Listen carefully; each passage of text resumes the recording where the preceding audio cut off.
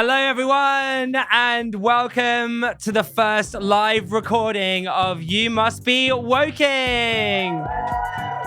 This is our special In the Spotlight edition. Now, eagle-eared listeners will notice that your hosts sound very different tonight. Younger, hotter, dare I say it, more charming. I'm James Barr, your host for this evening here at the incredible London Stock Exchange. Now, when Craig and Dawn asked me to come to the London Stock Exchange, I was like, well, I don't really know stocks, but I do love share. Yeah, that wasn't the best joke. We're going uphill from here. Tonight, we're doing something different. Usually, Craig and Dawn sit where I am, asking uncomfortable questions, but tonight, it's payback time. They've written a book called Woke is Broke, and I am putting them in the spotlight to explain themselves. So let's get them out here. Please welcome Dawn Hurst and Craig Richards. Welcome. Thank you for writing this book. My two favorite wokies on the stage at last. How are you both feeling? Are you nervous? Just got to get on this stool first. Am I also one of your temporary men, by the way, Dawn? Oh, yes, darling. Thank you. Great. That's a callback to your speech earlier that listeners didn't hear. But anyway, tonight we're going to talk about the book that you've written together. For those who haven't read it yet, don't worry, because just being here tonight, you get a free copy of the book, everybody. Plus wine and food, so you're already winning. But before we get into the details of the book and chat about it, and I've read it, I love it. Before we get into it, can you give us the elevator pitch? What is the book actually about, and why did you decide that now was the right time to write it? Dawn, let's kick off with you. You look like you're powered by wine. I'm ready. So the time is definitely now, thanks to Donald. And that absolutely gave us the catalyst to speed up our plans. But this topic has always been one that we've been focused on about measuring impact as opposed to stuff. So the book is about how to do that and how to actually fix it and make a difference. And Craig? Yeah, so I'd echo that. I'd also say, though, I think as a sector, as an industry, we have to admit we've made some mistakes. Because we have made some mistakes, right? We've taken things too far in certain circumstances. So I used the example earlier of the CEO that I talked about in my opening speech, being scared to speak in his own organization. That's not acceptable, and we have to reset our course, right? We've made some mistakes, but we've also done some really important things. So we don't want to lose the progress, but we've also got to reset a little bit. I think it's fair to say. Okay, well, let's talk about some elephants in the room, because, I mean, obviously I'm here to grill you and give you a hard time. And it is very fun taking over your podcast, by the way. Thanks for having me. Loving the power. That's why we brought wine, James. Yeah, right, I get it. Okay, the Sholly blog is in play. Woke is Broke. It's a very divisive title. Yeah. The word woke obviously originates from African-American culture. Why is it okay for two white cis people to use that word for a book called Woke is Broke? Dawn, over to you. I know why you've asked me to answer this, because I remember once being asked this question by a client. We did, yeah. We were bidding for a piece of work, right? And they literally asked us in the room, "You're two white people, why are you bidding for this work?" Wow. That's literally what they said. Great distraction, but I do want an answer to my question. So I guess the reality of this is what do you mean by marginalised? What do you mean by different? So if we're talking about, I haven't got a brown face, yeah, you're absolutely right. If you're talking about the layers you can't see, I've got a million. You know, the reality is I was a single parent for many years. The reality is I've often been the first female in the room at a board meeting. The reality is that I have neurodiversities. The reality is that I had to educate myself from 23 years of age and self-finance it. You know, all of these things are the things that you can't see that make me able to relate to lots of people. And I'm just gay and fabulous. And I guess my question taps into the truth behind the book, right? Like, I'm sitting here and I'm asking an overtly woke question for a reaction from both of you to see how you answer that. And I guess the point of the book is to say that, like you've just mentioned, we've gone too far. We shouldn't be able to we shouldn't be shutting people down. No, and we've got to have a bit of fun with this topic as well, right? Seriously, it's so boring if we don't have a bit of fun while we do this stuff, because it can be really dry too. So let's just lighten the mood a little bit. As long as we're doing things with good intent and the right things and we're measuring what we're doing, then Just relax. Okay, the second elephant in the room. Your book is called Woke is Broke, but then you spend 300 pages telling people to do DEI work anyway. So are you trying to have your cake and eat it? God, Yes. But I feel like you can't slag off inclusion and then sell inclusion. Can you do that, Craig? No, we absolutely can slag off inclusion and then sell inclusion, because there's inclusion and then there's inclusion. And if you're doing it wrong, which I believe a lot of people are, then yeah, I would slag it off all day long. There's far too many people, whether they're in organizations with lots of good intent, trying to do some good things, and I respect them for that, but they're doing it wrong. And therefore, they're alienating people, and therefore, they're not having the impact they need. And therefore, we end up with people like Donald Trump saying, let's just scrap the whole lot. And that can't be the case. We've made huge progress in the last 20 years as a society to make our workplaces better. I work with clients today who still tell me about some of the horrendous sexual harassment things that used to happen 20 years ago. Don't get me wrong, I work with some clients where that still happens. But, historically, it was really bad. And if we allowed the pendulum to swing too far back the other way, then that's also really, really bad. So we've got to be able to say there's inclusion and then there's real inclusion. And the people doing the superficial stuff, you need to stop. Unless you can stand behind it, unless you can put your money where your mouth is, stop bragging about it. Because only today, I posted on LinkedIn a story about a young autistic boy who's been stacking shelves in Waitrose on a work experience scheme, unpaid. He's given them 600 hours worth of labor. And then his parents said, do you think you should pay my son? So they fired him. Wow. And then you say, oh, look at John Lewis' website. They brag about their diversity inclusion efforts. And I have no problem calling them out, because I think it's appalling that you can stand up one side and say, aren't we wonderful for our DEI efforts? And on the other side, that's happening in one of your stores. Not acceptable. God. They should do a Christmas ad about Woke that. is broke, James. Let me ask you about something that might hit close to home for a lot of people in the room. Your book says traditional unconscious bias training doesn't work. Go on, back to you. But thousands of people, organizations have spent millions, billions of pounds on this stuff. So do you actually think they've wasted their money? Yes. Yeah. No question. And, I promised to be feisty. So one rant to you, one rant coming up. Because the reality is that by the very nature of an unconsciousness, which is 6 seconds, you can't train it. It's not physically possible to train that first few seconds of a decision. But why would you want to? It keeps you safe. If you walk along the street and a car comes whizzing past you, your unconscious tells you to get out the way. Why would you want to train that way? It's stupid. And that's hugely powerful. But the reality is we have all of these experts who do unconscious bias training and charge hundreds of thousands of pounds. I could name you 10 clients who've invested and then ring us a year later and go, we're worse than we were before, because they haven't got to the fundamental issue of what is bias, how does it impact decision making, who we listen to, who we take guidance from, and actually change the behaviour and the language, because they're too focused on the theory. And so you're saying... So a couple of supporters in the room. Great, okay. Maybe I won't ask my next question. So what should they spend their money on then? Good quality, impactful, measurable, behaviour-changing, habit-changing activity. Yeah, and we have to stop bashing people over the head for having bias, right? It's not a bad thing. Some bias is nice. It's a positive. Sometimes bias is bad, of course. Of course, yeah. But if you're more aware of your biases and what that might happen, then naturally you will be more aware about your behaviour. So it's about behaviour. But some bias is good. When I'm choosing a school for my son, I'm picking the best one, right? I'm biased towards that school. That's a good thing.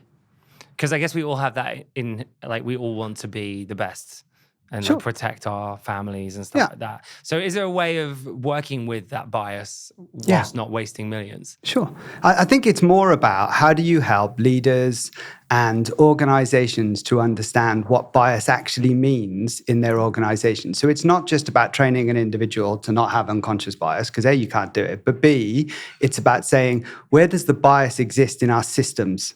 So if we've got a shortlisting system for a job that says, you can't work here if you don't have a degree, but somebody's done an apprenticeship and have got 10 years experience of building websites as an example, why the hell do they need a degree?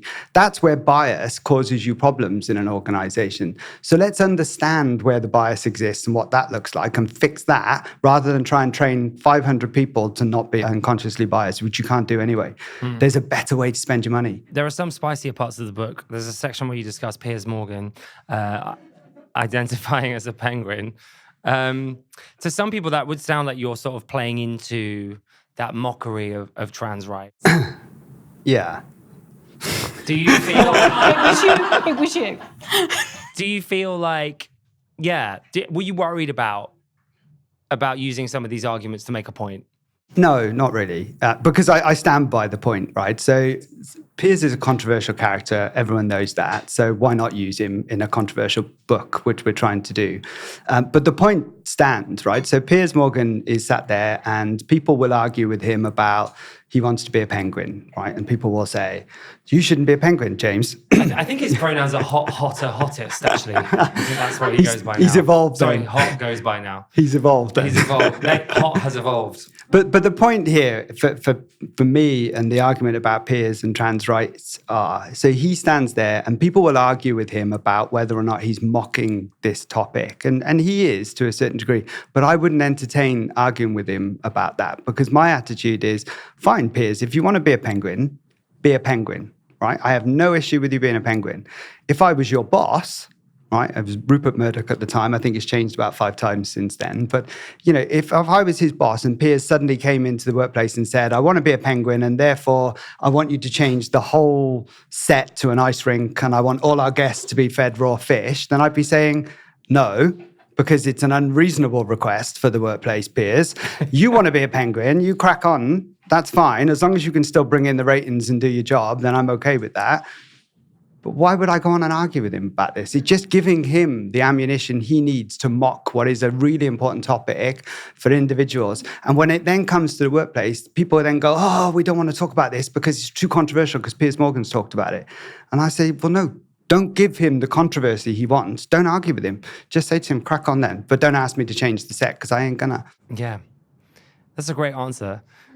He has a book called Woke is Dead coming out. I know. How do you feel about that as a title compared to your title? Do you think woke is dead? No. And I wouldn't want it to be. And that's kind of the point about the book, right? We don't want it to be dead. And he's wrong in what he's saying when he says that it's dead. But I don't think he's talking about workplace agendas anyway. I think he's talking more broadly about being Donald Trump's best mate again. Of course. I think that's clearly what he's trying to do. And he's trying to sell books. So, good luck to him. Hopefully people will look for Piers' book, see ours and go, oh, we'll buy that one instead. Definitely. I think together they're probably quite a good duo. Absolutely. They balance each other out perfectly. Whilst we're on language and the penguin debate, there's a chapter about what some people call the language police. And this, I suppose, is the heart of why people often say woke is broke or woke has gone too far. Because you talk about nursery rhyme changes and calling bin men waste disposal management technicians, people reclaiming words like queer. I mean, I like waste disposal management technicians, to be honest. Dawn, which of these language battles causes the most unnecessary distraction for a leader who just wants to run a decent workplace? To be honest, the majority of them do. And, I despair when I hear organisations, sorry if this applies, who have produced this beautiful language guide because the second it's published, it's out of date anyway. But language is really straightforward in this topic. You know what's offensive, don't use it. In terms of basic language, if we were to follow the letter of the law, if I was to go, hi guys, how are you all doing? I'm actually being offensive to half of the population. Now, I can't correct that behaviour after 56 years, and I'm quite sure a lot of people wouldn't. And the vast majority would not accept those kinds of things. It becomes, this is the epitome of woke. So I was just going to say I would agree with that. I think it's, why can't we just get back to a place where if somebody's offended by what I say, they tell me and I say, oh, I'm really sorry. I mean, that really simplifies the matter, doesn't it? Do you think people, it's political correctness, isn't it, really? I mean, the word woke, I feel, is just a replacement for political correctness gone Sounds better though, doesn't it? too far. Yeah, it does sound PC, better. woke. It's way catchier. And you are my favourite wokey. Thank you.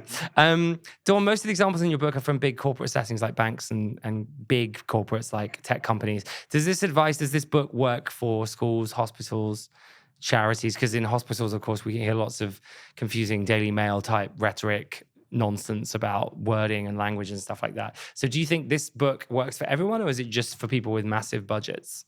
It works for, clearly we'd like those, but it works for an individual, because this whole topic comes back to the first layer of this is how you interact with this whole theory. Because if I wake up in the morning and I choose to be a complete dick to everybody in my eye line, which is often, which happens. I did say I'd chosen a minute today, so don't stop. The reality is that we can absolutely apply this for very, very little cost, because it's what do we believe. If I wake up and go, I'm going to be just a decent human today and do my best not to exclude anybody or piss anybody off, well, great. I don't have much to add to that. I think she's hit the nail spot on the head there. The only thing, there's an example I use in the book, which is also a bit controversial, where one of my nephews in school, his teacher had to start calling one of the children a unicorn pussy because they changed how they wanted to identify. I'm sorry. It's just woke nonsense when that happens. And that's the problem. Teachers aren't trained on how to do that. We haven't got the money to train them on how to manage those kind of things. And yes, it's lovely that a child wants to explore their identity, but they're in a classroom to learn how to be adults in the real world, right? And you can't expect teachers to be asking them those kind of things. It's just nonsense. And that plays into the Nigel Farage's and the Donald Trump's hands, just like that. And then we lose the argument when that happens, because parents, real people, real human beings would say, that's ridiculous. But this is why the country is so divided right now. I don't want to get political, but I do.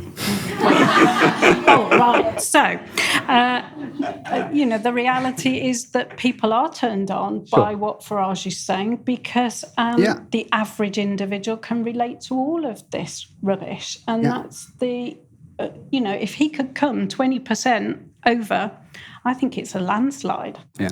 And this is the problem. We've given them the ammunition to do that. And we need to stop. I guess that scares me, though, like that wording, like we've given them ammunition, like because they would argue that someone using they, them pronouns is also giving ammunition, whereas obviously that's something we accept. Sure. Whereas, because they don't understand it, though, James. Yeah. But genuinely, they don't understand why people might use pronouns, because we've never taken the time to explain it to people. We've just started using them, and then people go, oh, what's all this woke nonsense? So how do we teach the difference between they, them and identifying as a unicorn? Education. You have to educate people. And we talk about this a lot in the book. I think Dawn talks about it in your section on multi-generations, right? Where, we've got workplaces now with 5 or 6 generations working together. People live longer, they're starting work earlier, and suddenly these worlds are colliding in our workplaces.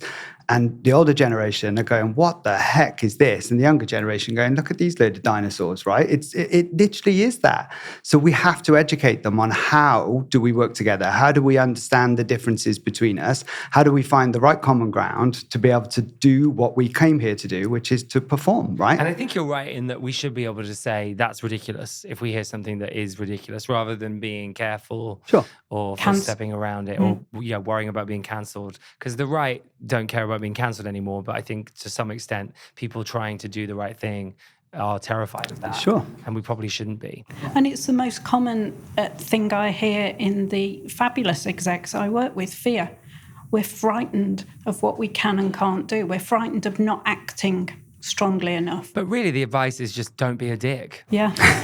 That's always my advice. She puts it much nicer than that, though. She says to them, be a bit more curious. Ask more questions. Ask more questions. And don't be a dick. And don't be a dick. Your book assumes organizations want to be inclusive. What if they don't? What if they do want to be a dick? What if they just only want to do any of this shit just to like keep lawsuits off their back? I mean, there's two elements to that. My first reaction is, well, crack on, because being authentic. and they'll pay the price financially at some point. But often they don't understand the topic. We get bought into organisations that are in real culture crisis. They're on the front of the newspaper. They've got multiple big issues, and simply because they didn't get this topic, and that is the fundamental impact. There is a place for crisis culture when it is following a legislation case, so long as it's taken seriously. You often talk about return on inclusion. So what are we talking about then in like real terms? If I'm a CEO, LOL, imagine, say I spend £100,000, imagine, on inclusion work. Like, when am I getting that money back? Like, let's go for it. What does that look like? So let's take an average person leaving our business. And if they leave and they've been with us a couple of years, they're taking loads of experience with them. They've probably quietly quit over 6 months. It's took us a few months to recruit. We've paid a ridiculous agency fee. And then it takes them 3 months to increase their productivity through training. All of that stuff costs over 30 grand. Every time one person we don't want to leave, or leaves as a result of a poor manager, or leaves as a result of a poor culture, that's what it costs our business. So we only actually need to save 3 and a bit of those in an average year, and you're cost neutral. Whereas the impact of what we can do, that's just one element of 40 financial drivers in culture. And therefore, the return should be considerably more than the investment. You lost me immediately. I have no idea how to respond to that. Great, thank you.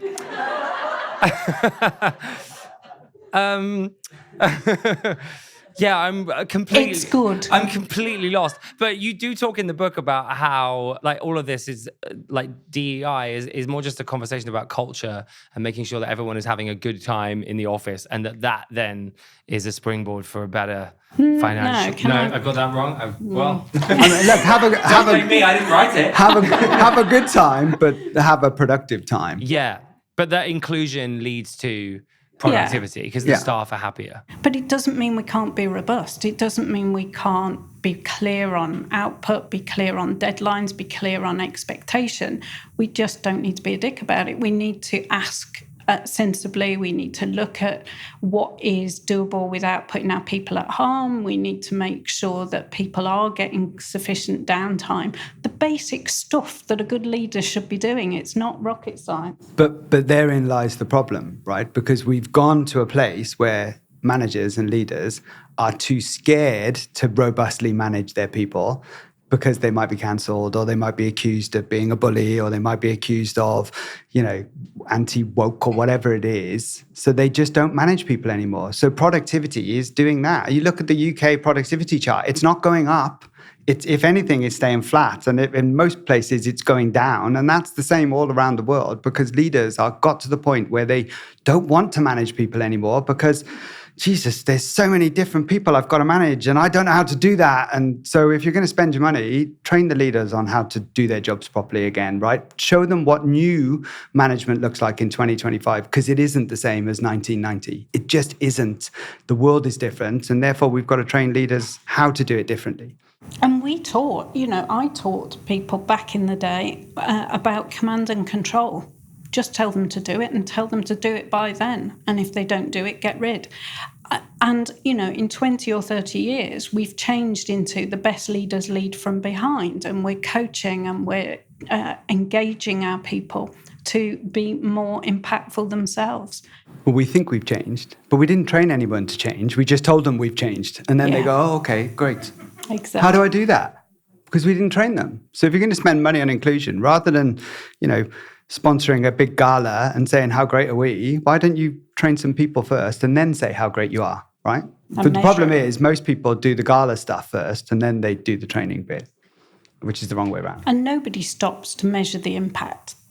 I'm now on my soapbox. You know, they do the input stuff. Let's do curry in the canteen. And then they go, 20 people came and had good curry.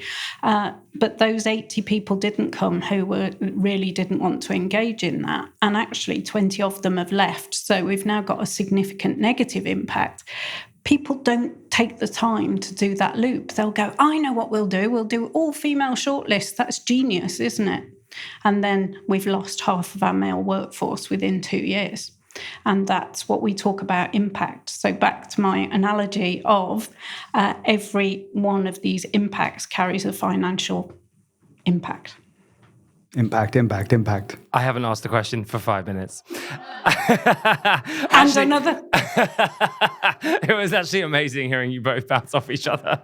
I was loving every second of it. You send the book to every single FTSE 100 company. What are you hoping to achieve by doing that? Are a lot of them needing help, would you say? Well, one of them was John Lewis, so yes. Yeah. Right, so he better read it. That's good. Otherwise I'll be camping outside his office. But yeah, look, I think it's... Have you heard back from anyone yet? Well, we only went yesterday, James. Give us a chance. Give them a chance to read it. But I think that the point here is, look, we haven't just written a book to make a few quid, right? We put our money where our mouth is. This is not about making book sales for us. This is about changing the conversation. And so by sending it free of charge to those leaders in both the FTSE 100 companies and the public sector, we've also challenged them with 3 important questions along with the book. So the first question is, who does your inclusion work and do they have the right skills and training to be able to do it well?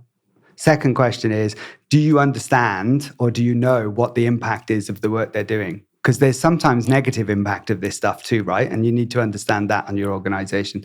And the third question is, do you know your return? So if you're investing all these things, do you know what return you're getting for it? And if you can't answer those questions, then that book is for you for those reasons. And that's what we've said to them. We don't expect a response. They want to call us, they can call us. But if one of them reads it, then we've done our job. I might be misquoting you here, but I remember when we sat down for a wine and you told me about the book. I think you definitely... Oh, God.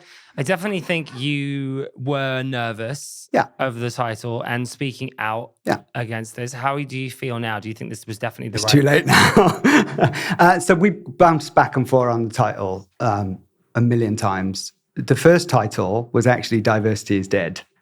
That was the title. Wow. And we rode back from that a little bit. Because our worry was we'd end up in an argument that we don't want to have, right? Because it's not about diversity per se. What we were frustrated with is everybody focusing on diversity initiatives, because that doesn't really help, right? Diversity is just a number. It's the amount of people you have in your organization.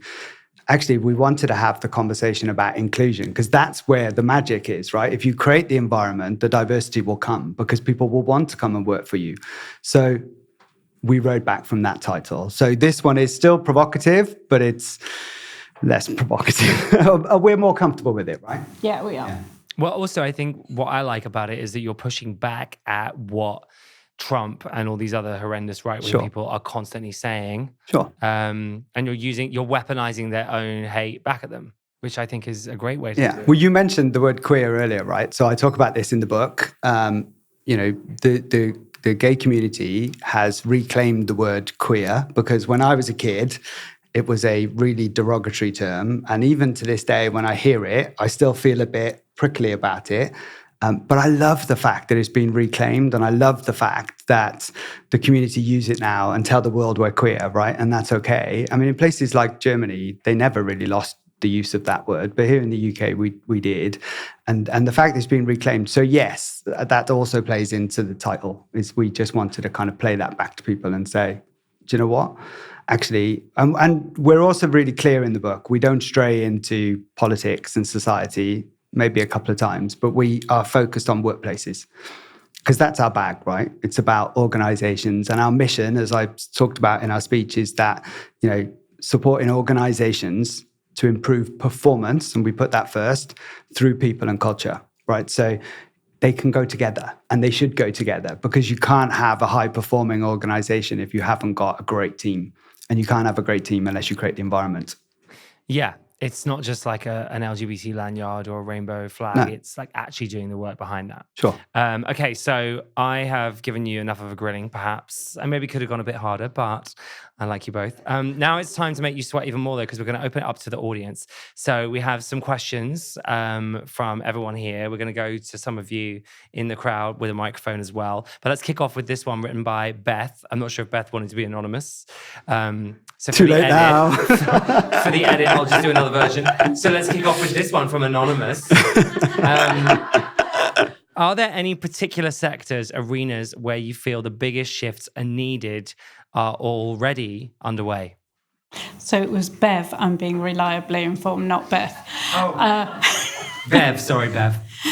I think I've had the pleasure of working in predominantly male-orientated environments: mining, construction, engineering, manufacturing, and we do still see some traditional behaviours within those. So you would expect me to call those out. Energy, for example.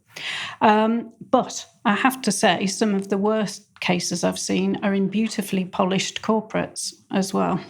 So we do need to be mindful. It's back to that individual behaviour. If we've got Bob, and Bob chooses to be inappropriate after a few sherries at the Christmas party, clearly that doesn't matter which company Bob works. Is Bob a pseudonym for Craig? Can neither confirm nor deny. Right, let's go to the crowd and say hello to you guys who are in the audience.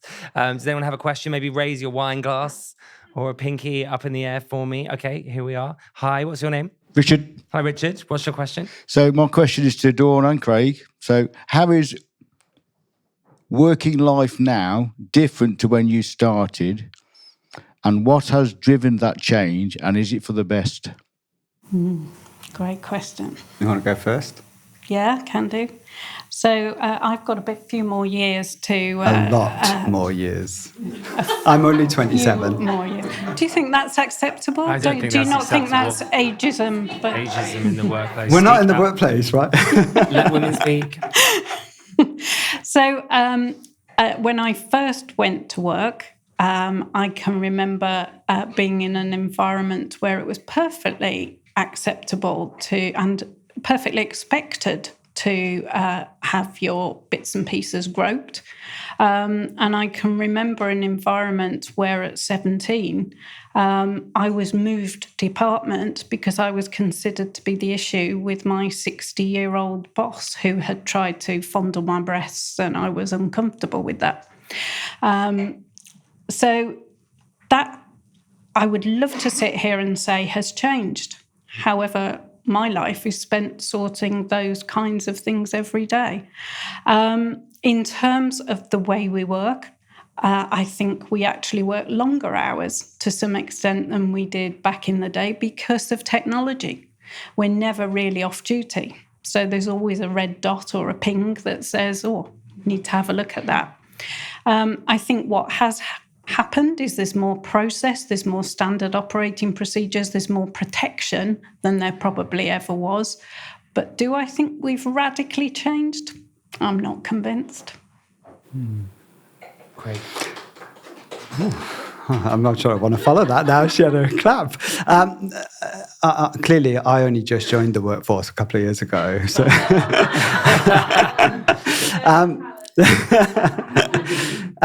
Look, yeah, I think it's definitely changed. And I started my career in the hospitality sector, so working in pubs, those kind of environments. And, vastly different now, I would say. Back then, I wasn't even out back then. So I would have been too scared to come out when I was there. So I think, yes, there's been some change, and yes, there's been some progress. Is it enough? No, probably not. We've still got a long way to go. It's getting better, but things like technology are making it harder for us to make the progress that we want to make, I think. So still a long way to go, but getting there. Great question. Thank you. Oh, there's a follow-up. Just on the back of that, so if you're saying it's still the same today, is that a power thing from people who are in charge? who think they can do that and get away with it and it's acceptable? Or is it because that's how they've always worked? It's a great question. And I think we talk about the layers of intervention, and the first one comes back to you. So you as an individual have a moral compass. How I choose to live my life comes from me. Then the company that I choose to work for has some operating procedures that tell me what I can and can't do. And then we've got a bit of law, and then we've got societal, all of those good things. But the reality is it often comes from the you, sadly. And what you consider acceptable would be different to 10 other people in the room, the hypothetical you. So in my experience, it's the you rather than the environment. Yeah, I would agree with that. I think there's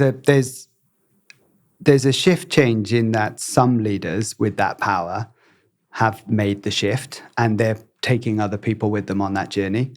Where there's, shall we call them well-established leaders, and they haven't made that shift, then they just accept some of those behaviors. And so the shift hasn't happened yet.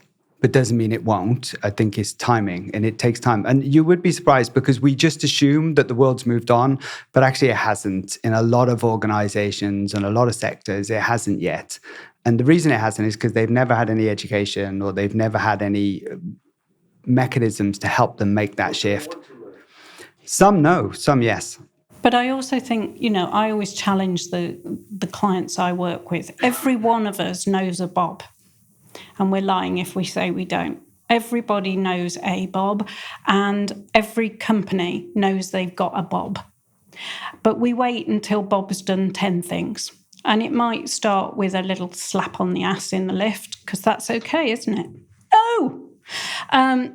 These are the things that slowly escalate to Bob having 20 pints at the Christmas party and following you home and letting himself into your house. And suddenly we've got quite an interesting case. We all have a responsibility, because I get my clients to do a blank piece of paper exercise. Who's your Bob?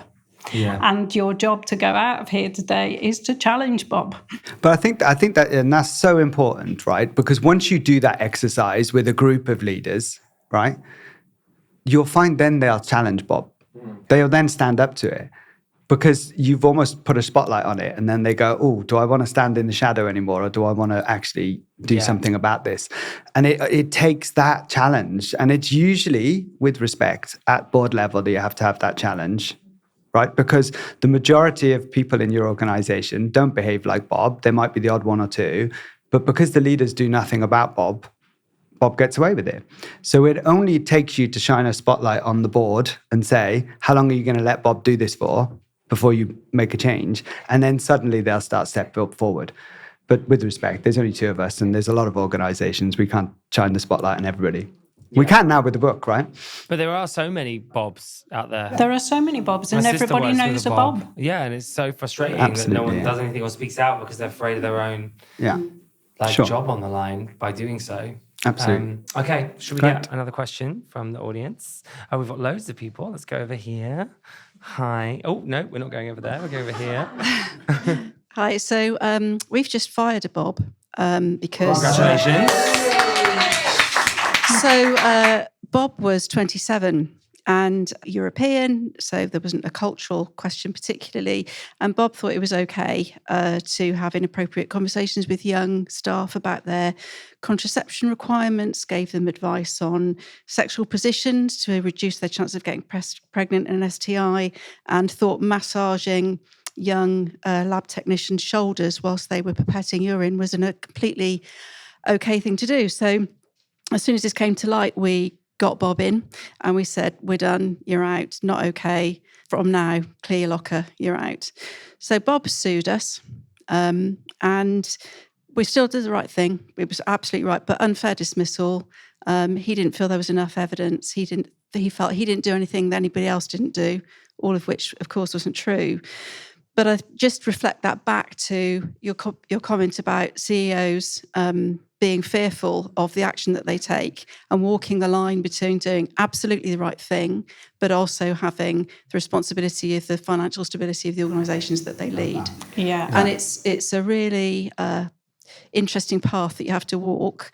You have to please your investors. You have to make sure that you're keeping your staff safe, and you have to protect yourself about getting sued. So it's an interesting challenge. We've just fired somebody else for being entirely incompetent, and they're suing us too for disability discrimination because they had epilepsy. It was nothing to do with why they were fired. They were incompetent, and it's just hard to get this stuff right. Imagine what it's like in the States, right? That litigation culture, it's 10 times worse, right? So we have it here, as you're explaining, but it's 10 times worse elsewhere as well. But I think that's the future. So just to, sorry, I don't want to go on too long, but we have just closed our US business. And the reason that we closed, we work in sexual health. And because all of the people who worked in public health that we interfaced with, that sponsored our programs, if they had a job title that had anything to do with having their pronouns on their signature block, that had anything to do with LGBTQ services, anything that had to do with diversity, or if they were known in the organisation to be gay, they were fired overnight. And all of the funding from all of the programmes was withdrawn. And we had a business no more. And so maybe, God help us if we turn into that. But it was entirely impossible to have a business that served those communities because of the way that Trump behaved. Yeah. And sadly, unfortunately, there are many more examples like that out there. So we work around the world with organizations, and we know of many more that have had similar issues since Trump's come in. And it sounds, when you hear it like that, it makes you think, God, that can't be true, but it is true. There's lots of organizations that are going through that right now, and it's really difficult. And that's part of the reason we wrote the book as well, is because we want to say, look, we have to stop this, right? And we have to stop giving these people an excuse to do these things, and we have to start demonstrating or be able to stand behind the work that we're doing. Right? If we're doing the work because we think it's the right thing, if we measure it and we can prove it, then we can stand behind it. But if we don't measure it and we can't prove it, it's really difficult to defend it. And therefore, we have awful decisions like that. And I'm really sorry that's happened for your organisation. But thank you for sharing it, because I think to have a CEO stand here and give that perspective is really powerful. Massive. And well done for getting rid of Bob too.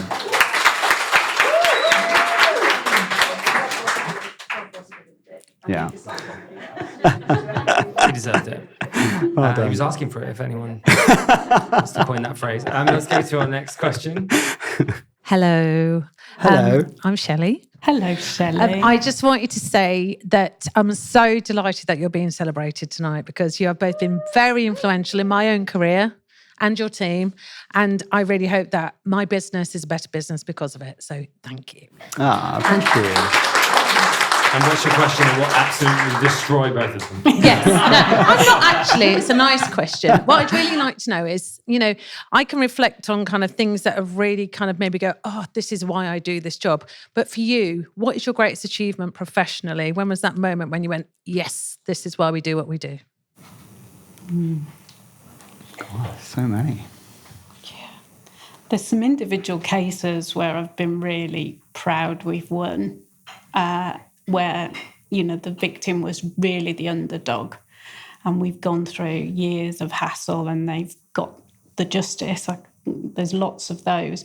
But I think for me, one of the most impactful things that sprang straight into my mind was actually when we were working with Remploy, which was, and we've got Kate and Craig, who was ex-Remploy, and Nick, wherever he is, and they were all part of the exec or non-exec team of Remploy. And we closed some factories, which was a massive impact because they had provided safe employment for often severely disabled individuals to give them an income. And the decision was made by the government to close all of those factories. And I think if I remember rightly, there's about 40 factories. It was a big, big employer. And we were, as an organisation, tasked with the job of not only providing the messaging for the factory closures, but we were also providing the outplacement to those individuals and providing support. And I think at the end of the day, there was 2 people left who we didn't manage to do something constructive with. And that was one of those moments. Yeah, really powerful. I guess for me, mine's slightly different. I think it has to be on an individual basis. When I work with CEOs through coaching or conversations, and we do a 360, that's the bit for me where I go, we've made a breakthrough here. And even if they don't use us for their work, and I have many of those conversations with leaders of organizations, and I know I'm going into battle, right? I'm going for a conversation and they go, hey, would you go meet our CEO? And I go, yeah, here we go. So I have to psych myself up, go for a run before I get there, because it's going to be a difficult conversation. And you get there, you have the conversation, you have a really robust discussion about all the reasons why they're wrong and I'm right, or they're right and I'm wrong, or whatever that looks like. And by the end of it, they go, that was a really good conversation, Craig. Thanks for doing that. Because I wouldn't have been able to have that with anybody else in my organization. And I say, great, what are you going to do about it then? And they go, no, I'm going to do it. We're going to invest in this. We're going to do it the right way. And we're going to do these things. And I go, great, I'll see you in 6 months, a year's time, because I'm going to come back and ask you if you've done it. Those moments for me where you see that light bulb in their head go, I get it. I've made the connection. I understand what it is we're doing. Because there are too many CEOs that, with respect, go to galas, they go to events, and they do give speeches. And I sit there and think, you have no idea what you've just said. No idea what you've just said. You've just said it because someone's written your speech for you. When you hear a leader who gets it, it's a completely different speech because they get it. And for me, that's the moment. That's when I think, yeah, you've made a breakthrough there, because they're talking from their heart now, not from their head. Thanks, Shelley. I think we've got time to take another question if we want to. Is there any question? One more here. Oh, God, it's one of our own. Sorry. Hello, yes, I'm Kate. And Craig, I completely agree with the gay and fabulous comment from earlier, and this is a question for you. So you write, and you also spoke earlier about your son Jacob, who has PDA autism. How has being a parent shaped your views on inclusion? That's a really good question. So I talked earlier about how when Jacob was diagnosed with autism, that it changed from being a profession to personal for me, right? So that's the best place to start.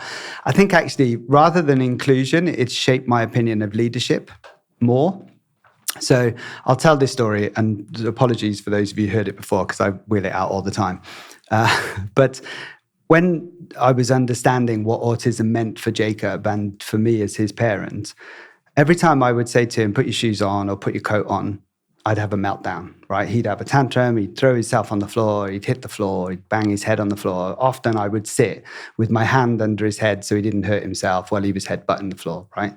And I just couldn't understand what was happening as a parent. I was so lost. I just had no clue what was happening for me. Until some wonderful parent, right, who'd been through it all before said to me, you got to give the kid some choice. And I'm like, what? And she said, stop telling him to put his coat on. He doesn't like the demand that you're putting on him. So from that moment, I would say, Jacob, do you want to wear your red coat or your blue coat? And he'd go, oh, coat on, shoes on, we'd be out the door. And it literally transformed our relationship, completely transformed our relationship. And we are so much stronger now as a result of that one parent telling me that one bit of advice. And I use that example for leaders a lot, because you're suddenly sat in a room and you've got a team of 5 different generations. Stop telling them to put their coat on. Start asking them, what do you need to be the best you can be? What do you need to be the best you can be? What do you need? And when you do that, my God, your performance will just go through the roof. And that's probably the best lesson I could give. And so it's less about inclusion, but more about leadership. Thank you for your question. Thanks, Craig. Thank you. Before we wrap up this amazing podcast that I've really enjoyed hosting, that you've been brilliant on, there's one thing we can't skip, because you do a feature called In the Spotlight on your podcast. So I'm going to ask you the questions that you normally inflict on your guests. We ask about your first bosses, right? We've all had our first boss. We all remember the trauma they inflicted upon us. So Craig and Dawn, you're not getting out of this one. Craig, we'll start with you. Who was your first boss? So way back when I was a little wee nipper, which is about 4 years ago, I worked in pubs and I used to collect glasses to begin with. And then I put the Skittles up and then I did the whole, eventually got to pour a pint. Woo. I was very excited at that point. But I had a guy called Peter Shepherd, and he was a big, burly man who nobody in the pub would ever mess with because he was just, the landlord, the big landlord guy. What was his name? Peter. Peter Shepherd. Yeah. My dad's name's Peter as well, but his name was Peter Shepherd. And literally nobody would say anything to him because he was big, burly, and really scary. Yeah, he was my first boss. Okay, and Dawn? So mine was George Lawson, and I worked for George when I was 19, and it was my first job in ER, and I was the youngest person he'd ever employed, and I got loads of crap from the business about that, but George wouldn't let them. Really? So he was quite a good boss. He was incredible. Okay, so Peter and George are walking into A bar. a new office as a leader in 2025. What is the one thing you would tell them that would have been irrelevant back then, but is important and critical for business now in 2025? I'll start with you, Dawn. So the reason I cite George as being incredible is that he didn't care how old I was. He cared about how competent I was. And he put me in my first ever industrial wage negotiation at 19 years of age. And those of you in the room will know how tough that was. And he saw past the age. He only focused on what he knew I could do and fully supported me and shut down any negativity from people saying she's too young, she's not experienced enough. And if we do more of that and we champion on ability rather than difference, that's the principles of inclusion. Craig? I would tell Peter to turn around and walk away. I'm not sure he would cope in today's world. But no, in all seriousness, my advice to him would be, you've got some amazing qualities, so lean into those. So one of the things that he did really, really well was he was a good teacher. So he taught us all how to do things differently. I could still lift a barrel of beer now because of the way he taught me how to do it. And, there's a technique to throwing barrels around that you need, because if you just try and lift it, you'll break your back. So he was great, and he had lots of experience and lots of knowledge that was great transferable skills. So I would say lean into that and maybe just mind your P's and Q's a little bit, because this is not the environment. Be more cautious about your language. Well, that brings us to the end of our very first live episode of You Must Be Woking. Normally, the guests would shamelessly plug their book at the end of the podcast. So I guess, Craig, Dawn, tell the people where they can get their hands on Woke is Broke. And also, who should read it? Everybody should read it, including Piers Morgan. But wokeisbrokebook.com is the website, or you can get it on Amazon and all the usual places. Okay, well, great. Thank you so much. It's such an important book. I love it. And even as someone that does not run a business other than my own business for literally for myself, I think it's incredibly important to weaponize that right-wing language back at them and retrain people on what woke means and bring everyone with us. So congratulations on Woke is Broke. And a huge thanks to Craig and Dawn for being brave enough to sit in the hot seat, and to everyone here at the London Stock Exchange for coming out tonight, and you listening at home. It's been a pleasure. Thank you so much for listening. Yay. Thank you, James. Thank you. Right, back to the Chenin Blanc. Thanks for watching and listening to You Must Be Woking, the podcast that cuts through the noise for all things diversity and inclusion. We pride ourselves on having honest and sometimes tough conversations. So if you liked our discussions and content today, please do hit the follow, like, and subscribe buttons. It really helps us to reach more listeners. And if you're feeling even more generous, why not leave us a review? It really is the best way for us to grow and help our content reach even more people. You can also find us on all social media platforms at You Must Be Woking, or search the hashtag YMBWoking, where we continue the conversation, including answering more of your questions. See you soon.